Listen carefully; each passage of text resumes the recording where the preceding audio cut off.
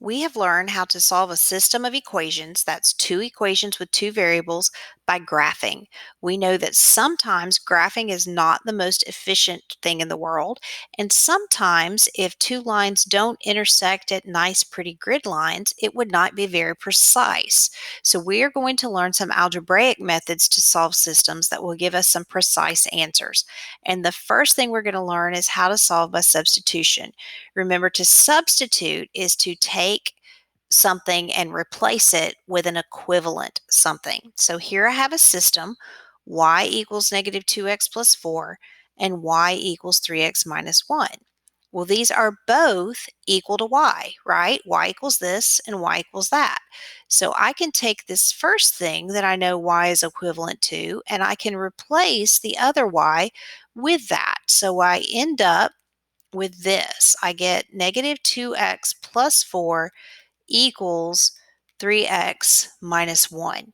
So I set the two things equal to each other.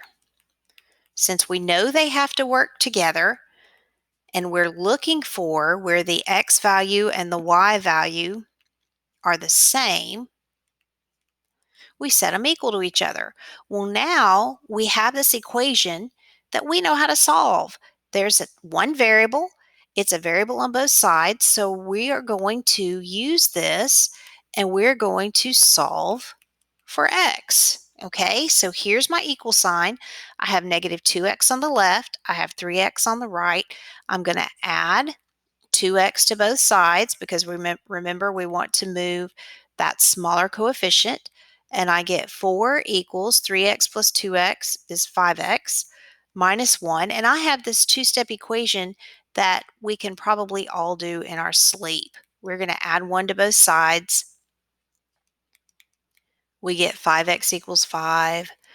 We're going to divide both sides by 5, and we get x equals 1. So we solved for x, and we have the x coordinate of our solution. But remember, the solution is a point, so it has an x coordinate and a y coordinate. So now we're going to plug x into either equation to solve for y. You get to pick. Okay, since they have to both be the same thing, since this point has to be a solution of both equations, you look at the two equations and you decide which one looks easier to handle. Now, neither one of them are going to be real difficult, but I look at this and I like that 3x better than the negative 2x. So I'm going to take that y equals 3x minus 1. I know that x is 1, so I'm going to substitute again, right? I'm going to replace this x with 1. So I get y equals 3 times 1 is 3, and 3 minus 1 is 2. So my y coordinate is 2. When x is 1, y was 2. Now, what if we had graphed? Let's look at this just to verify that this is exactly what we were doing before. So I'm going to graph the line y equals negative 2x plus 4.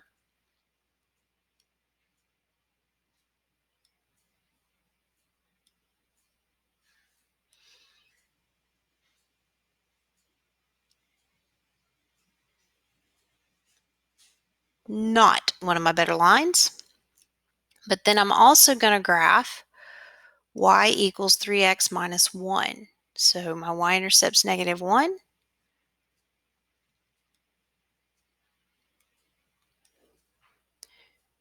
And notice the point of intersection, and yours will look better than mine. The point of intersection is that point 1, 2. When x is 1 on both of these lines, y is 2. So the point 1, 2 is the solution to this system. We could verify every system by graphing, but the point today is to do substitution, so we're not going to graph every time. So let's do one using pure substitution. So I have the two lines, y equals negative x minus 3 and y equals 2x plus 3. Since they're both equal to y, I'm going to take this value of y and substitute it into the second one. So I get negative x minus 3 equals 2x plus 3. When I do that, I get an equation with one variable. There is a variable on both sides of the equal sign. I look for my smaller coefficient. It's a negative x, so I'm going to add x to both sides. 2x plus 1x is 3x, and I get negative 3 equals 3x plus 3. Now it's just a normal old two-step equation. I get negative 6 is 3x. I'm going to divide both sides by 3, and x is negative 2. So I found that the x coordinate of my solution is negative 2. Now I have to find the y coordinate.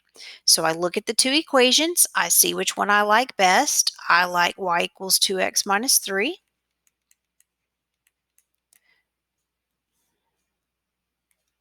Oh, it is 2x plus 3. I said minus 3. 2x plus 3, and I'm going to replace x with negative 2. X is negative 2. So I'm going to say y equals 2. X is negative 2 plus 3. So 2 times negative 2 is negative 4, and negative 4 plus 3 is negative 1. So the point of intersection of these two lines is the point negative 2, negative 1. Okay? All right, so we're going to do another one, but I'm going to let you handle a lot of this one. So I've got y equals negative 4x minus 2 and y equals x plus 3. When I substitute the value of one y in for the other y, what equation do I get? When we substitute the first value of y into y in the other equation, we get negative 4x minus 2 equals x plus 3. Okay, this is a variable on both sides equation. I want you to solve for x.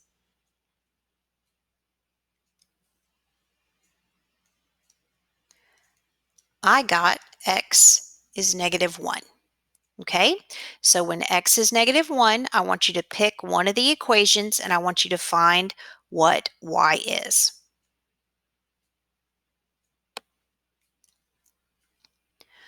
I picked the second one because I liked it better, and negative 1 plus 3 was 2, but it does not matter. If you plug negative 1 into the first one, negative 4 times negative 1 is positive 4.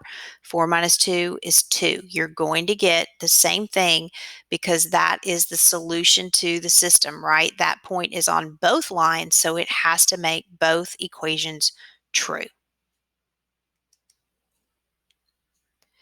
Now, let's look at our two special cases. Do you remember our two special cases from graphing? Sometimes two lines intersect. Sometimes they don't intersect. And sometimes they give us a system that's the same equation, so it's really the same line and they intersect everywhere. Okay? Now, spoiler alert, we've already graphed these two, so you already know what this would look like on a graph. What does it look like algebraically?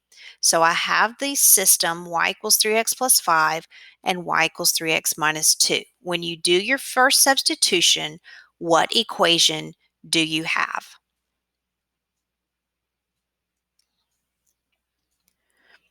So you should get the equation 3x plus 5 equals 3x minus 2. Notice my x's match, but the other number doesn't. So this was a clue when we were learning how to solve equations that had variables on both sides. But let's go ahead and finish it out. Let's subtract 3x from both sides. And I get 5 equals negative 2. How often does 5 equal negative 2? Never. So we can't even go any farther with this. These two lines do not intersect. It is no solution. Remember, when you get no solution, the lines are parallel. They have the same slope, but different y-intercepts, so they will never intersect. Okay, here's our next one. Y equals negative 2x plus 3 and 4x plus 2y equals 6. The first thing I want you to do is I want you to change this second equation to slope-intercept form. This is standard form, so you change 4x plus 2y equals 6 into slope-intercept form.